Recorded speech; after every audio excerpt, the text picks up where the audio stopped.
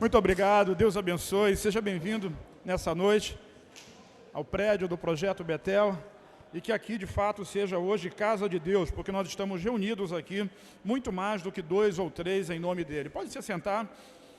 Eu queria, eu mandei a mensagem oficial, né, para o Dia dos Pais, para o privado de muitos de vocês, daqueles que fazem parte da minha lista de transmissão, e ali está de fato a minha palavra, e eu me alegro muito, né, com a importância de um pai na vida de uma família, na vida de um filho, né? Existem estatísticas, inclusive quem segue o pastor Ricardo Guimarães vai ver que ele postou estatísticas a respeito de famílias que têm dificuldade justamente por causa da ausência de um pai presente.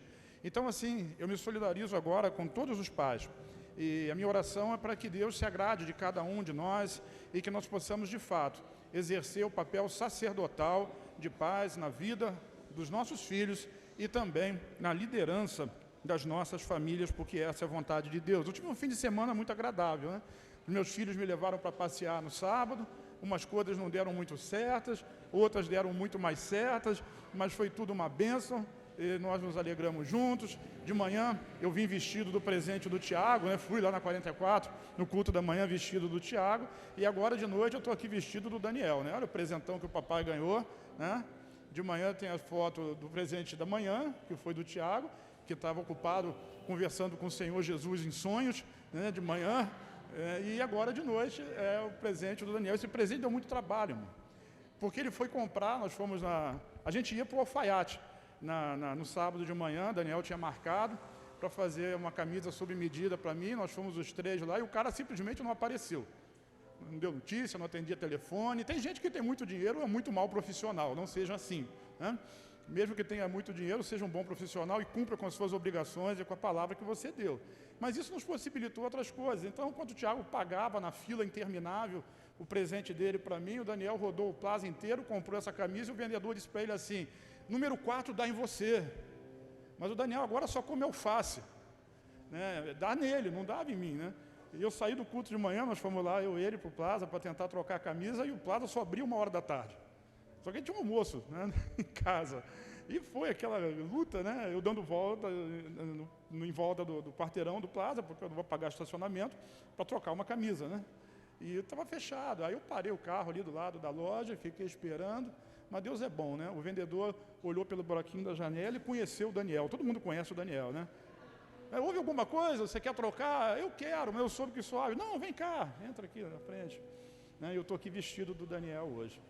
Nós almoçamos ontem, né? Daniel pagou a conta, né? E, glória a Deus. Né? Ontem, né? Comemos uma picanha. O almoço do Dia dos Pais foi no sábado? Foi, irmão. Foi porque para nós tem uma coisa que é mais importante. Porque a gente ora a Deus, como o pastor Jefferson disse, Pai nosso que estás nos céus. O pai mais importante daquela família não sou eu, é ele. Tanto é, Daniel não está aqui, ele está pregando lá no outro prédio. Nós almoçamos juntos, comemos ontem, saímos juntos, mas a honra maior precisa ser dada àquele que merece toda a honra e toda a glória. Eu louvo a Deus porque você está aqui hoje. A gente percebe que tem muitas cadeiras vazias, né? E tem muitas histórias. Duvido muito que alguém tenha ficado em casa por causa do Flamengo, porque, sinceramente, não vale a pena. Pode rir, Vascaíno, pode rir, não tem problema. Né? Tá, Leandro, pode rir à vontade, sabe? Tem todo o direito. Não vale a pena. Mas, às vezes, a gente inverte os valores daquilo que, de fato, tem valor.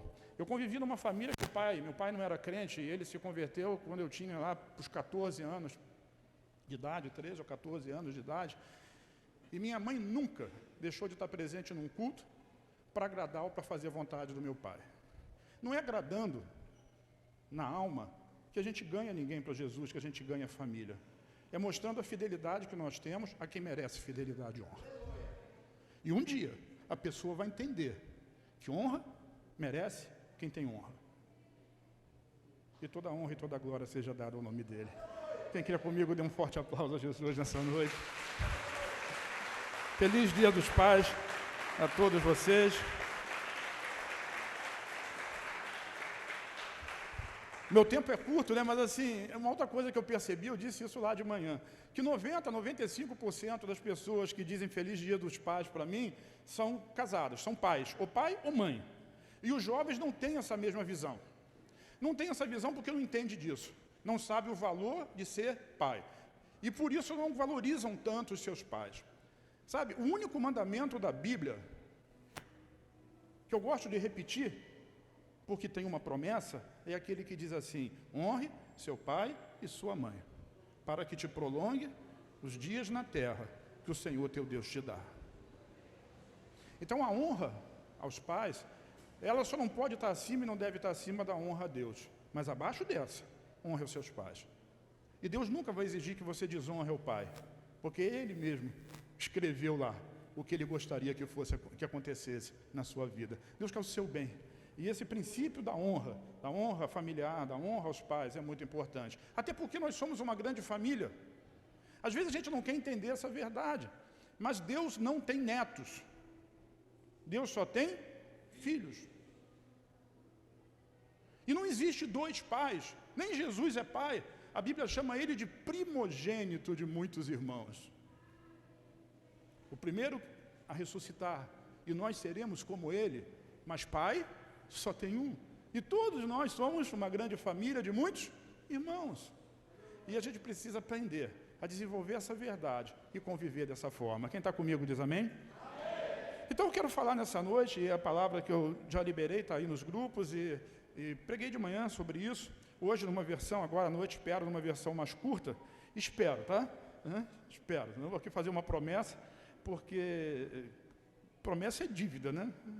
Promessa é dívida. Então, assim, eu espero. Repete comigo assim: o perigo do evangelho. E eu estou fazendo essa declaração porque muitas das vezes a gente tem a visão errada de que o evangelho é meu. Que as minhas ideias, o meu gosto, a minha vontade, o meu dom, aquilo que Deus me deu deve ser o predominante e deve ser a prerrogativa maior de toda a vida do evangelho. Mas o evangelho não me pertence, ele pertence a Cristo. Por isso o próprio Paulo, quando faz essa declaração no livro de Romanos, ele diz: eu não me envergonho do meu evangelho, eu não me envergonho do evangelho dos hebreus, eu não me envergonho do evangelho da igreja A ou da igreja B, não, ele diz: eu não me envergonho do evangelho de Cristo, porque no evangelho de Cristo está o poder de Deus, mas o poder de Deus ele é contido dentro do evangelho de Cristo. O evangelho da graça, da pregação desse evangelho. Evangelhos são boas novas. Evangelho é a boa notícia que Jesus já pagou o preço pelos seus pecados. A boa notícia é que você não tem mais um escrito de dívida diante de Deus. Você pode dever aos homens, mas a Deus você não deve mais. Esse é o evangelho, é isso que tem que ser pregado, essa palavra que precisa ser declarada, até que os homens creiam. Agora, no meio da igreja e fora dela, eu falei sobre isso semana passada, muitas vozes estranhas estão entrando dentro da igreja, e vozes do novo normal, do novo natural, e da prerrogativa da boa consciência, e de coisas desse tipo que a gente ouve, vê e lê o tempo todo, mas nós precisamos ter uma firmeza bíblica daquilo que representa de fato o Evangelho de Deus. Então, dentro da igreja, trazendo para cá, muitos de nós podem ter necessidades ministeriais. Então, por exemplo, abre a sua mão e levanta-se comigo. Você tem quantos dedos? 5. 5 dedos na palma da sua mão, olha para ela. Dentro dessa sua mão, o número 5 simboliza o número da graça, o número da graça. E dentro desse número da graça, o próprio Senhor Jesus, na carta aos Efésios, ele deu dons ministeriais para a igreja, para os homens. E dentro desses dons tem lá apóstolo, diga pastor, diga profeta, diga mestre, diga evangelista. Qual desses dons predomina? Nenhum deles. Todos eles estão lá para a edificação da igreja. Então não existe o meu dom, o meu ministério. Até porque a palavra ministério, a palavra ministro, nós temos uma conotação errada, porque a gente olha para os ministros do nosso governo ao longo dos últimos, sei lá quantos anos, e a gente vê pessoas se beneficiando, muitas das vezes, da posição de negociatas políticas. Mas essa não é a verdade da palavra. Ministro é aquele que serve. Quem é o ministro? Aquele que serve. Por que eu falei sobre isso? Porque nós somos uma família de muitos irmãos. E qual é a prerrogativa dessa família? Dos dons que o Espírito nos dá, dos ministérios que Ele coloca diante de nós. É para um servir o outro. De maneira que não há predominância. Precisa haver equilíbrio. E seja qual for o dom, o ministério dentro da igreja, ele não pertence a você. São dons do Espírito, são ministérios dados por Jesus. O Evangelho é o Evangelho de Cristo. Dito isso, eu queria ir ao Antigo Testamento e mostrar uma verdade. Antes, porém, é preciso que eu faça um lembrete e chame a sua atenção para Lucas capítulo 9, versículo 23, e diz assim o texto: e Jesus dizia a todos. Jesus dizia para quem? Para todos. O que ele dizia? Se alguém quer me acompanhar, em outra versão vai dizer, se alguém quiser vir após mim, mas se alguém quiser me acompanhar, ele dá uma história, ele conta uma história, ele dá uma direção, ele diz assim: negue-se a si mesmo. Vamos repetir?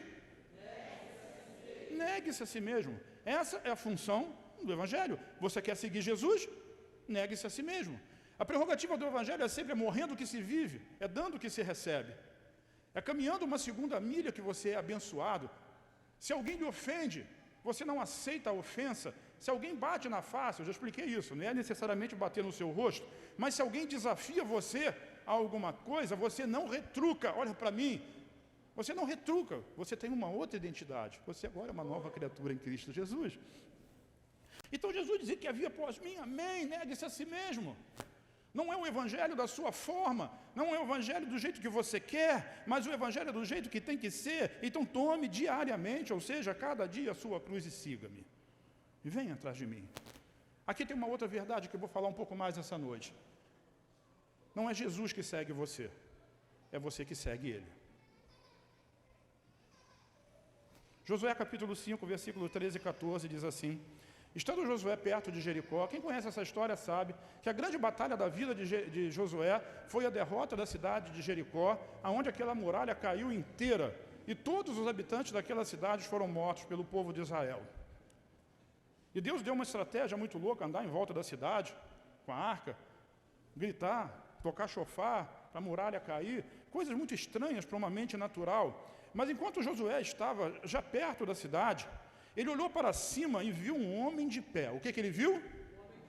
Ele não sabia quem era aquele homem, mas aquele homem empunhava uma espada, que era um instrumento de guerra, um instrumento agressivo de guerra, e aproximou-se dele e perguntou-lhe, Josué pergunta para ele, você é por nós ou por nossos inimigos? Muitas das vezes nós queremos traçar esse tipo de padrão dentro do corpo, dentro da igreja, no meio das pessoas, ou até mesmo e principalmente com relação a Deus, como se Deus fosse por mim.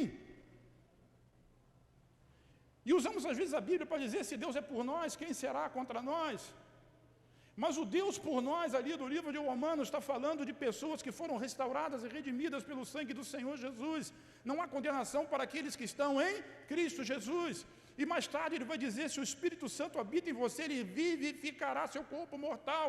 E depois finalmente ele diz, se Deus é por nós, o Deus por nós, Ele é por mim, porque eu sou com Ele.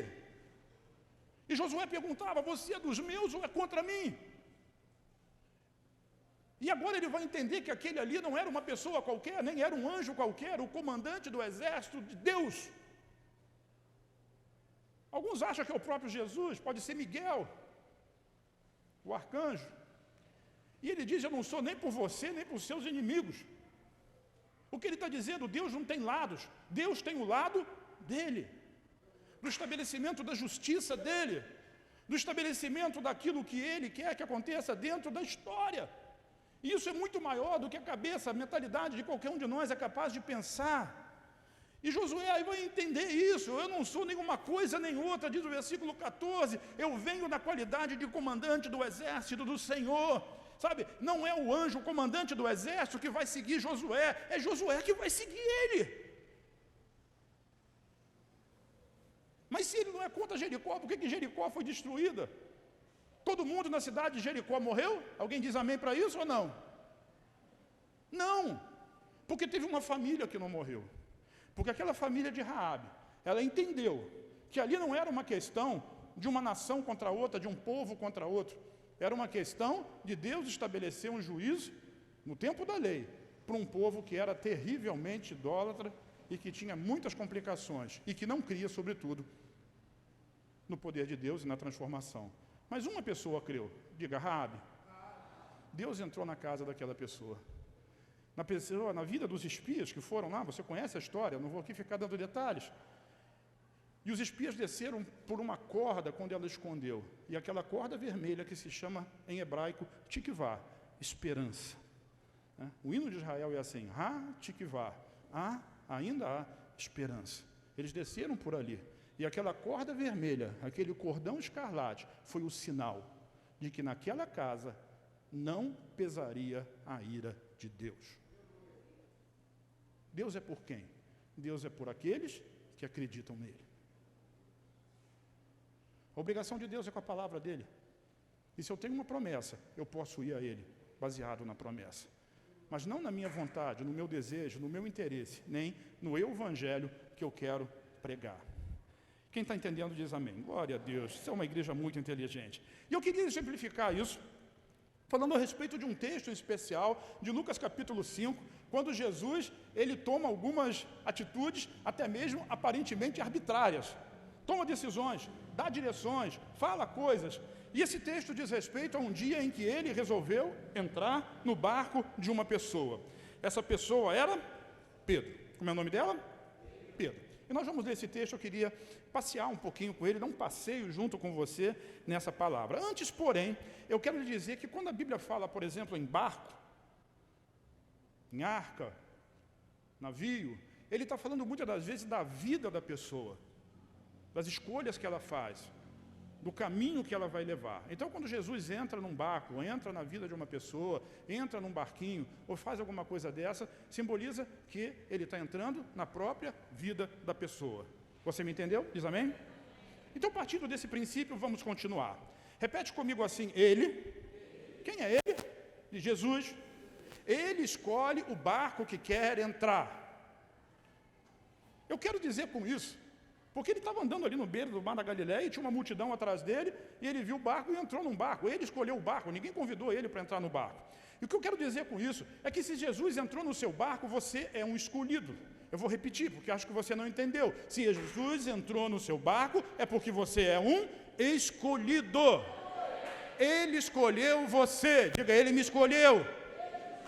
Não vou entrar aqui em questões de predestinação, mas eu vou entrar na questão da onisciência de Deus. Cara, você é um escolhido, você é um escolhido de Deus, irmão, irmã. Ele optou por você, ele olhou para você e disse, é nessa vida, é nesse barco que eu quero entrar, e eu vou mostrar isso para você. Da mesma forma que ele fez com Pedro, ele entrou no barco de Pedro, da mesma forma que ele fez com os sócios de Pedro, Tiago, João e Zebedeu, da mesma forma que ele fez com André, irmão de Pedro, ele escolheu habitar em você na pessoa do Espírito Santo. Vamos ao texto. Lucas 5, de 1 a 3, diz assim, certo dia, Jesus estava perto do lago de Genezaré, e ano que vem, em abril, nós vamos passear nesse lago, tá bom? 14 de abril a gente está levantando o voo, 15 de abril nós estamos chegando em Israel, e no dia 16, mais ou menos, nós vamos passear no lago de Genezaré. Diz amém. É a fé que te leva lá, irmão. Mas vamos continuar. Jesus estava passeando ali, você vai passear também, perto do lago, e uma multidão o comprimia de todos os lados, para quê? Diga, ouvir a palavra de Deus. A multidão o comprimia. O versículo 2 diz assim, e viu à beira do lago 2 barcos. Quantos barcos ele viu? Quantos ele viu? Então aqueles barcos representavam, na verdade, a vida de alguns homens, dos seus donos. E aí ele escolheu. Ele fez o quê? Escolheu, ele fez uma escolha, né? Os barcos foram deixados ali pelos pescadores que estavam lavando as suas redes. Então ele entrou num dos barcos, o barco que pertencia a Simão. Jesus escolheu entrar no seu barco. O barco que pertence a? O barco que pertence a Cíntia. Jesus escolheu entrar no seu barco. O barco que pertence a? Sabe, existia uma grande multidão. Sempre existem pessoas, mas existem aqueles que Jesus especificamente resolve entrar no barco, na vida delas, por alguma razão especial. Por alguma razão especial ele gostou de você. Por alguma razão de especial ele achou você uma pessoa especial. Você faz parte do projeto dele. Mas ele prefere pessoas, não, irmão, ele pregou ali o dia inteiro para a multidão. E a multidão inteira teve a oportunidade de fazer a mesma coisa. Mas Pedro teve atitude diferente diante de uma escolha de Jesus. Entre dois barcos, ele escolheu um, sabe? É por isso que eu gosto de enfatizar, nós somos escolhidos de Deus. Tem muitas cadeiras vazias aqui, eu não lamento quem não veio, mas eu louvo a Deus por você que veio, porque nessa noite, uma palavra de Deus vai ser lançada como semente no seu coração, que pode mudar a sua história, pode mudar a sua vida, depende de você dar os passos, por exemplo, que Pedro deu, e receber essa palavra no seu coração, diz amém. Então ele estava ali, e entrou, escolheu o barco de Pedro. Ele escolheu porque ele quis, ele pediu licença para entrar, não, ele olhou o barco, entrou no barco, e está ali no barco, ficou em pé no barco, e depois a primeira coisa que ele fez é dizer para Pedro, olha só, meu jovem, pega esse barco e tira um pouquinho aqui, afasta ele um pouquinho da margem do lago, eu preciso usar o seu barco para falar para a multidão. Duas coisas aí aconteceram que nós precisamos entender, e vamos entender nessa noite. A primeira, Pedro não impediu Jesus de entrar. Às vezes a gente está impedindo Jesus de entrar. Lá na carta ao Apocalipse, né, o próprio Jesus diz assim, eis que estou à porta aí, bato. Ele está falando para a igreja, irmão. Se alguém ouvir a minha voz, ouvir batendo e abrir a porta, eu entro.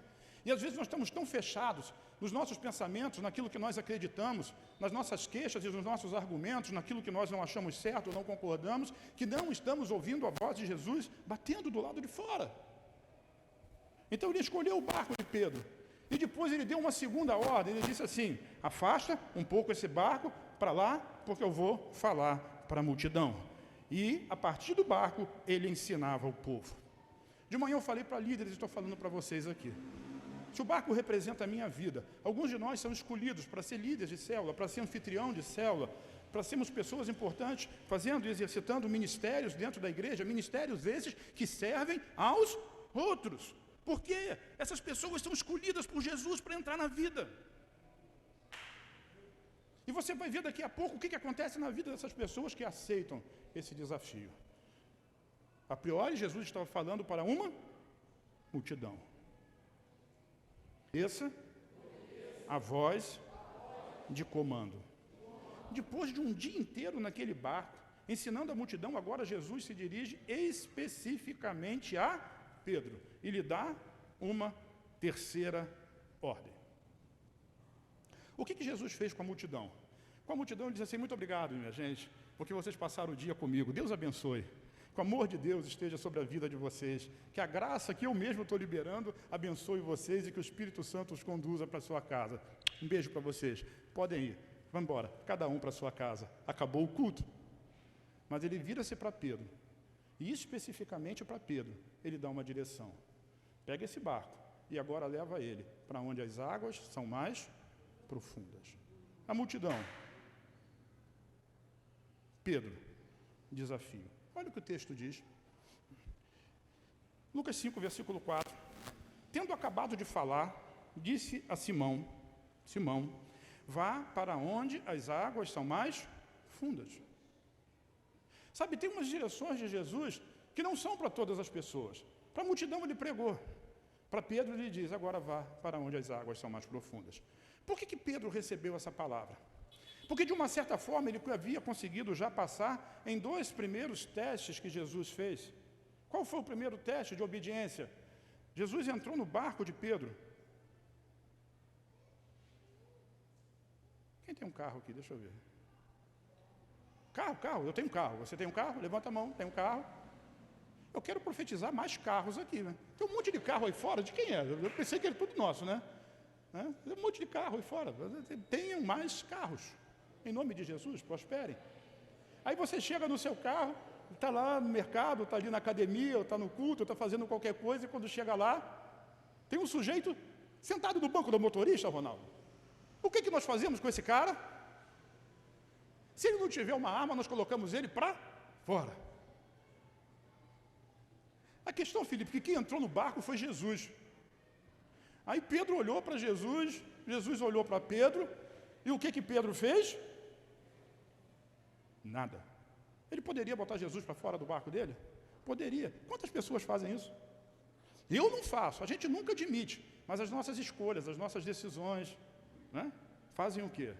Colocam Jesus de lado. Às vezes a gente não bota nem para fora, mas faz igual os discípulos no outro texto. Deixa Jesus o quê? Dormindo. Aí a tempestade vem. Enquanto Jesus está dormindo, a tempestade é devastadora. Na hora que Jesus acorda, ele acalma a tempestade. Sabe, Jesus, quando entra no seu barco, ele não entra para ser um coadjuvante, ele entra para ser o capitão. Não é do jeito que você quer, mas é do jeito que ele quer.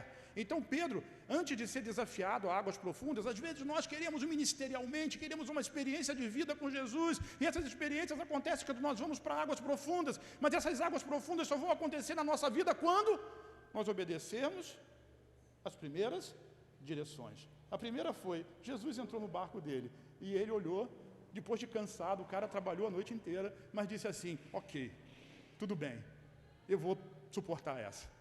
Aí Jesus, depois que entra no barco, olha, eu não sei se Jesus era como eu, acho que é mais fácil, eu espero que eu seja como ele, mas ele não gostou da distância, estava muito perto, eu tinha toque por causa da margem, e disse assim, agora Pedro, vamos fazer o seguinte, chega esse barco um pouquinho mais para trás, me dá um espaço, para eu poder ter ângulo das pessoas me verem, para eu poder ministrar para a multidão. E o que Pedro fez? A pessoa não tem mais o que fazer, não? Já entrou no meu barco, agora ainda vai querer dizer onde eu devo ancorar ele? Pedro fez isso? Não. O que ele fez? Obedeceu. O que ele fez? Obedeceu. Veja que Jesus ele vai aplicando testes, pequenos testes. Entra no barco, chega um pouquinho para lá, passa o dia inteiro no barco. E Pedro lavou a rede, deslavou a rede, ficou sentado, ouviu aquele sermão todo, mas agora chegou a hora em que a terceira direção haveria de ser dada. E a terceira direção diz exatamente assim, Simão, vá, lê comigo, vá para... Vamos repetir? Eu não sei se essa palavra é para todos, mas alguns aqui nessa noite estão recebendo essa palavra do Espírito Santo. Mas para receber a palavra e a direção de ir para onde as águas são mais fundas, primeiro eu preciso deixar Jesus entrar no barco. Mas se ele não está no seu barco, você não vai ouvir essa ordem. Se você não afastar, não obedecer, mesmo que não consiga entender, ou mesmo que não consiga concordar, você não vai ouvir a ordem de ir para onde as águas são mais fundas. É um processo. É um processo. Uau, processo. Essa semana eu me lembrei muito, não posso ficar falando muito por causa do tempo, né? Do vaso do oleiro de Jeremias 18. Jeremias é um livro pesado, porque o povo de Israel fazia muita coisa ruim, errada.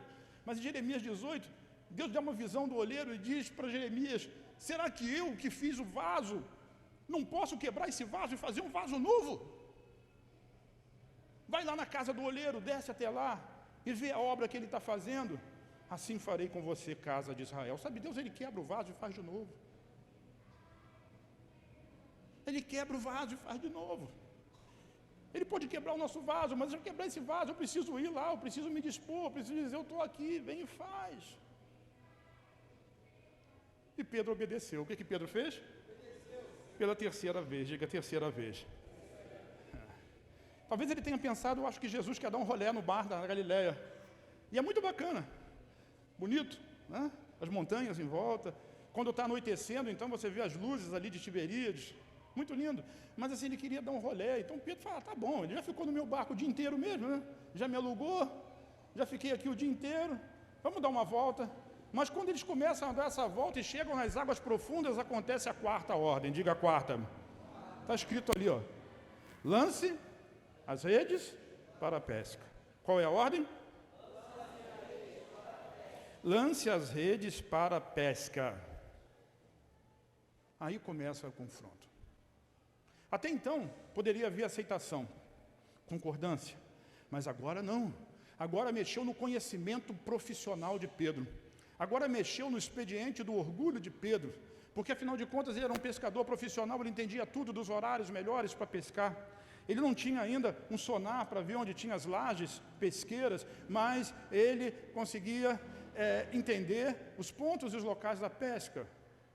Essa eu lembrei do Emerson Carlúcio, do barquinho dele lá, e da pesquinha que ele fazia do robalo, lá na praia de Caraí de manhã cedo, e ficava sonhando com um barco grande, né, onde ele pudesse ter os tal do sonar e ver onde tinha o pesqueiro. Era um amigo nosso antigo, que já não está mais entre nós. Sabe, Pedro sabia tudo. Eu estou falando com o Toninho, pai do Leão, está aqui, né, meu amigo, meu companheiro de trabalho há quase 30 anos, né, pai de 2 filhos e de muitos netos, né, meu irmão há muitos anos, para quem não conhece, depois dá um abraço nele e consola ele. Ele é Flamengo, tá mal, né? Está mal, está todo mundo mal, dá um abraço nele e consola ele. Sabe, Pedro ali ele podia contestar, contestar. E contestou. Ele disse, eu trabalhei a noite toda e não peguei nada. Nada.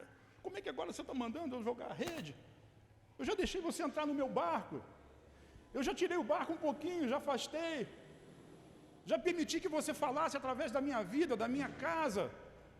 Eu já permiti que o Espírito Santo me usasse como ministro.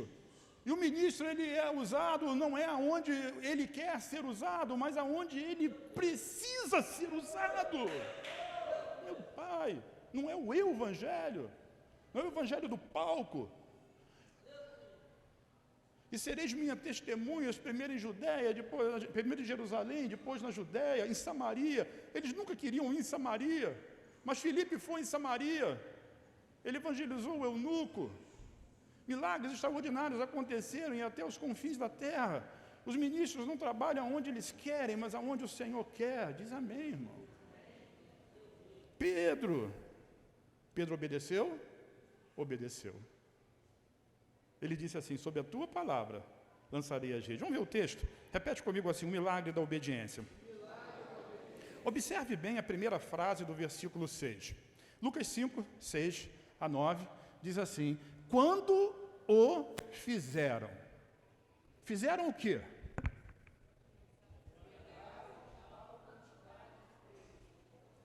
Quando o fizeram. Aí você retrocede aos versículos anteriores. O que eles fizeram? Qual foi a quarta ordem de Jesus? Quando eles fizeram. O quê? Se não houvesse a obediência, não haveria o milagre. É o milagre que desafia a obediência. Às vezes você não entende. Às vezes você não concorda. Às vezes você não quer dessa maneira. Pedro também não queria, mas obedeceram e viram o milagre. E se não tivesse obedecido? Eles teriam dado um rolê nas águas profundas e teriam voltado para a margem. E nada mais teria acontecido. Deus está desafiando você a ir onde as águas são mais profundas. Isso não pode ser que não aconteça de uma vez só. Mas hoje é o dia de você ter esse entendimento. Que não é o evangelho do jeito que eu quero. Irmão, às vezes a gente é líder, pastor, não tem ninguém mais contrariado do que pastor. As coisas nunca acontecem do jeito que a gente quer. E sempre de outro jeito. Às vezes porque Deus quer que seja, e às vezes porque as pessoas ficam provando a gente mesmo, né? Provando a paciência. Mas isso faz parte do ministério. Se eu não ultrapasso as dificuldades em obediência, eu não vou viver aonde as águas são mais profundas. E o resultado disso? Vamos voltar ali com a primeira frase? Quando o fizeram. Lançaram as redes. As redes da contrariedade.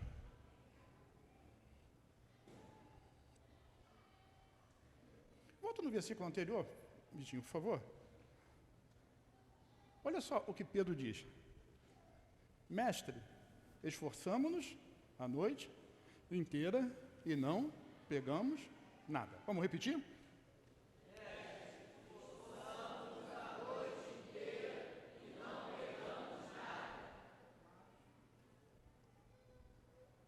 Todo esforço resultou em... O senhor está dizendo que eu não preciso me esforçar mais? Não é isso que eu estou dizendo. Se você observar com cuidado, você vai perceber que houve esforço. Mas houve esforço em cima de uma palavra. O esforço pessoal, ele resulta apenas em esforço pessoal. E no caso de Pedro ali, resultou em nada. Foi pouco esforço? Uma noite inteira. E o resultado? Nada. E agora? Agora o desafio. Lança as redes. Mas Jesus, para lançar a rede, ele precisa que você esteja em águas profundas. Eu não entendo nada de pesca, mas não se lança a rede quando a água está na canela. Eu acho que não adianta nada. Mas onde as águas são profundas. Todo esforço, todo tempo de esforço e todo resultado pífio. Muitas das vezes os nossos resultados é porque eles estão baseados apenas e tão somente na nossa capacidade, na nossa inteligência, assim como foi Pedro. Essa história está aí para ensinar. Isso é na família, isso é nos negócios, é no trabalho, é na igreja, no ministério. Às vezes a minha posição é aquela posição que diz não. Porque as pessoas chegam para o pastor, para mim, ou às vezes chegam para os pastores da rede, vamos fazer isso, vamos fazer aquilo, vamos fazer aquilo outro, vamos fazer aquilo outro, vamos fazer. As pessoas sempre querem fazer. Mas o fazer é importante, desde que esteja baseado em uma palavra. Porque senão, o que acontece? Olha ali o que acontece. Esforçamos-nos a noite inteira e não pegamos nada. Me lembro do Salmo 127. O Senhor abençoa aqueles que amam, enquanto dormem. Ele está dizendo para ser preguiçoso? Não, ele está dizendo que é inútil levantar de madrugada e dormir tarde. Se o Senhor não abençoar a sua casa, não vai adiantar nada. Mas eu não vou precisar levantar cedo? Rony, precisa. 5:30 da manhã abre a loja e encontra o bicho feio na esquina. Mas é debaixo de uma palavra. Deus vai prosperar. A questão não está em levantar cedo ou dormir tarde. A questão é de você basear a sua palavra, a sua vida, em cima de uma palavra. E acreditar num processo. Deus vai fazer acontecer. Na sua casa, na sua família, no seu negócio, no seu ministério. Creia. Creia e continue crendo. Então somente creia. Pedro questionou, argumentou, ele não concordava com aquilo, e afinal de contas, quem era aquele cara? Um carpinteiro da Galileia, nazareno, e ele um pescador experiente. Hoje nem assim, né? Hoje a gente canta aqui, Rei da Glória, dono do meu coração. Eu sou muito implicante, desculpa dizer isso. E eu fico ali pensando, será? Será que Jesus já entrou no barco do seu coração? Porque dono do meu coração, se eu sou dono de alguma coisa, eu tomo as decisões daquilo que é meu. Se Jesus é dono do seu coração, quem precisa tomar as decisões? Ele. Foi mal, mas eu não aguentei. Essa foi o dia dos pais, mas nada contra a música é perfeita.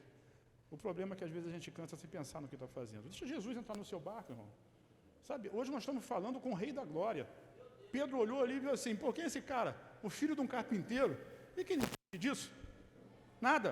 Ele entende de carpintaria. Quem entende de pesca sou eu. Hoje, quando nós ouvimos o Espírito Santo falar, nós estamos falando do Rei da Glória. Daquele que te criou, mas muito mais do que ter criado você, ele comprou você de volta para ele mesmo. Isso chama redenção. Redenção, redenção, redenção, redenção, redenção.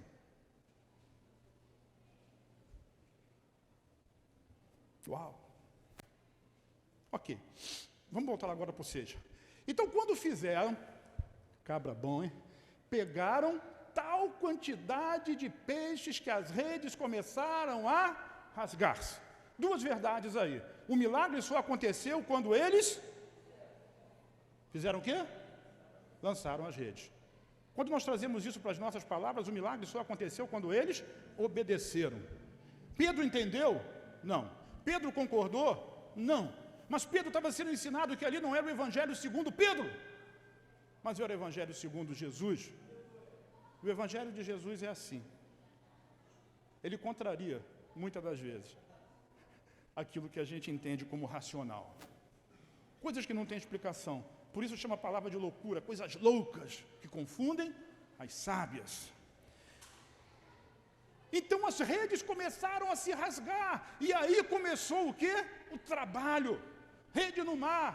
Não tinha mais aquela ferramenta que eu não sei o nome, que os barcos de pesca têm hoje, que coloca a rede amarrada numa corda e tem roldanas e polias que vão funcionando para poder fazer tração e puxar a rede. Não tinha nada disso. A rede tinha que ser puxada aonde? Na força do braço. O evangelho da graça não é contra a força, mas é contra a força direcionada e contra a palavra e a promessa, a favor da palavra e da promessa dada por Deus. Agora eles tiveram que fazer muita força, irmão. Força tamanha que as redes começaram a rasgar-se, porque tinha muita quantidade de peixe. Não dava para um barco só. E eles começaram a... Vem, faz sinal para o companheiro. Lembra aquele outro barco que Jesus não entrou? Que estava lá na beira do mar? Quem se lembra do começo da história, diz amém? Pois é, agora esse barco. Jesus escolheu entrar no barco do pastor Jefinho. Ele não quis entrar no meu barco. E a gente fica todo melindrado, porque às vezes a gente vê Deus atuando na vida de um irmão, mas vai chegar a hora e vai chegar o tempo que o seu barco que está lá na praia vai ser convocado também para estar ali no meio do milagre. E o outro barco veio. Olha que o texto começa a dizer: ambos os barcos se encheram ao ponto de começarem a... Será que não teve trabalho? Teve. Mas teve um trabalho depois de uma direção. Aí o trabalho, ele não fica mais leve, mas você já sabe que vai ter sucesso. Pô, a rede está cheia, o barco está afundando. Não está afundando porque está furado, nem porque tem uma tempestade. É porque tudo aquilo que você esperava, Deus deu para você, né? Meu Pai. Quase que a gente pode cantar de novo, né? Rei da glória, dono do meu coração. Vou até mudar a letra. Quanto mais te vejo, eu creio. Sabe? É uma questão de fé. Mas essa fé aconteceu porque níveis de obediência foram observados. Você conseguiu acompanhar? Será que o comandante do exército de Deus, ele é por você ou pelo seu adversário? Às vezes o nosso adversário é o nosso irmão. Deus não é nem por você, nem pelo seu irmão, é igual o filho pródigo. Deus é pelos dois. Brigou com o irmão mais novo? Não, o irmão mais novo já tinha pagado o preço da vergonha, foi lá no campo e trouxe ele para casa. Agora, quando o irmão mais velho ficou cheio de melindre, ele não teve pena de dizer assim: vem, entra para a festa. E o irmão começou a argumentar. Você conhece a história. Esse seu filho, meu filho não, seu irmão. Vamos colocar as coisas nos lugares certos. Isso aqui é uma família, eu sou o pai. Eu sou o pai da família e eu tomo decisões. Ele não é meu filho simplesmente, ele é seu irmão. Ele roubou o Senhor, ele estava morto e reviveu. Isso supera em muito o fato dele ter gasto dinheiro de forma idiota, porque ele era um tolo. Ele estava morto e reviveu. Eu não vou entrar na festa, o Senhor nunca me deu um cabrito. Tudo que eu tenho é seu. E agora você. Eu imagino essa cena. Se fosse a minha mulher e não fosse Deus, pegava pela orelha e arrastava para dentro da festa. Entra na festa agora. Às vezes a gente tem que fazer o que não quer. Mas alguém tem dúvida de quem está certo ali? Deus sempre está certo. É inútil lutar contra Ele. Mas às vezes a gente não obedece os passos e nunca vê o milagre. Quem quer uma grande multiplicação? Deixa Jesus entrar no seu barco. Quer uma grande pescaria? Permita que Jesus use a sua vida, a sua casa, para testemunhar, para falar. Permita, afasta um pouquinho da multidão. Às vezes a gente quer viver no meio de uma grande confusão. E o líder, apesar de ele estar no meio de muitas pessoas, o pastor, apesar de estar no meio de muitas pessoas, ele precisa se colocar numa posição de que todos são seus amigos? Não, mas de que todos são seus irmãos. Eu não entendo muito essa relação de irmão, eu sou filho único. Eu vejo a relação de irmãos dos meus filhos, vejo a relação de irmãos do Gleice, do Dudu, dos filhos do Ney, da Geuzi. Ontem a gente foi almoçar junto e eu estava falando sobre isso com eles e disse assim: na briga de vocês dois eu não me meto, porque é coisa de irmão. Daqui a pouco viram os dois contra mim. E eles disseram assim: não, nunca vamos virar contra você. Aí um disse assim: mas e se for a respeito do Flamengo? Pode juntar o Fluminense e o Vasco e virar contra mim? E eu não vou me meter nisso. Essa é uma guerra da qual eu não quero me meter. Então, às vezes, o líder, ele precisa compreender que ele fica um pouco afastado para ele poder ver as questões dos irmãos e ser ali um mediador de Deus na vida desses irmãos. E não ficar envolvido de uma tal forma de que a amizade, que é muito mais pautada na associação de alma e de argumentos, interfiram naquilo que é palavra e que é a direção de Deus para a vida de uma pessoa. Se Pedro não tivesse obedecido aqueles 3 passos, 4 passos, aquele barquinho que está lá fora poderia ter se perdido e nunca ter tido a oportunidade de experimentar o milagre. Mas alguém aqui, não preciso falar de nomes, mas alguém aqui, um dia resolveu pagar o preço de obedecer, para que todos nós tivéssemos a oportunidade de, juntos como irmãos, como família, experimentarmos o grande milagre de Deus. Honra seja Ele.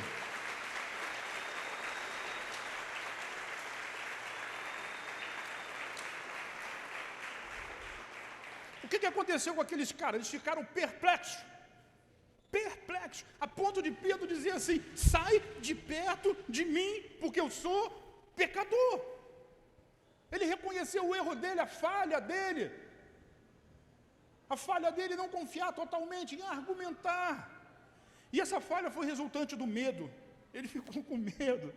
Como é que você sabe disso? Jesus mesmo diz isso, né? Vamos para o final. Repete comigo assim, o chamado final. E esse final foi marcante.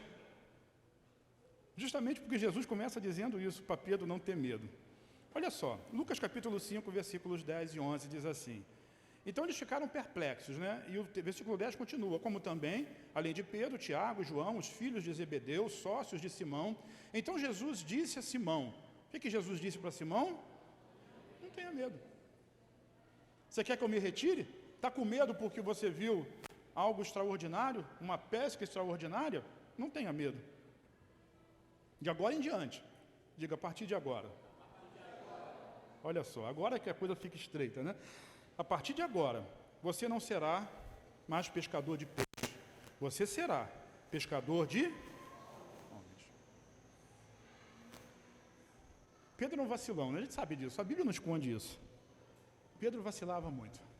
Mas a primeira pregação que Pedro fez, no dia de Pentecostes, tiveram 3.000 pessoas se convertendo. 3.000. Redes, grande colheita. Todo esforço, às vezes, resulta em nada. Mas uma palavra de Deus resulta numa transformação extraordinária. Lindo. De agora em diante, vocês serão pescadores de homens. Sabe, essa palavra provocou em Pedro, em Tiago, em João e em André uma atitude que o versículo 11 fala e que muitas das vezes nos choca. Eles então, Pedro, Tiago, João, arrastaram seus barcos para a praia e fizeram o quê? Só Jefinho leu isso.